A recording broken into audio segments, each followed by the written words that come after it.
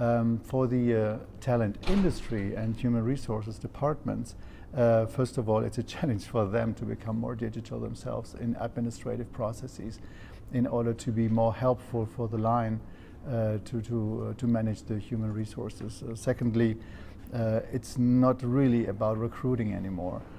It's about acquiring talent and making the department and the organization attractive for new talents in the market. So you have to start much earlier to work with the future and potential recruits, especially because assessment tools are much more prominent now in the line already, because line managers can assess their candidates, their favorite candidates, really easily and interpret this really easily.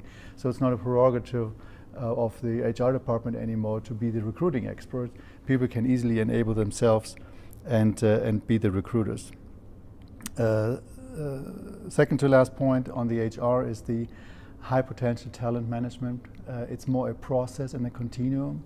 When you have these matrices of performance by potential, and then you have a little box with your hypos up there to the top right, you can't classify people as high potential and others as non-high potentials anymore, because you frustrate the one group and you raise expectations of the other group, and you can't manage it as a fluid process anymore. So nobody is actually able to have all 7 competencies that we have identified in the study and process them and be good at everything. So you have one person who is good at that, the other person is good at that, and you need to mingle them, and you need to assemble them as teams.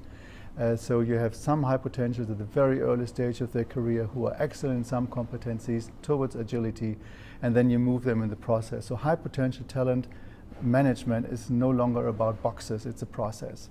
And that's, I think, is very important. And lastly, HR analytics. You have so many data, especially when you become more digital as the HR department, that you should really do something about analyzing it in order to predict A, what is the need of the people, and B, what are the trends. You can predict trends and then manage proactively accordingly.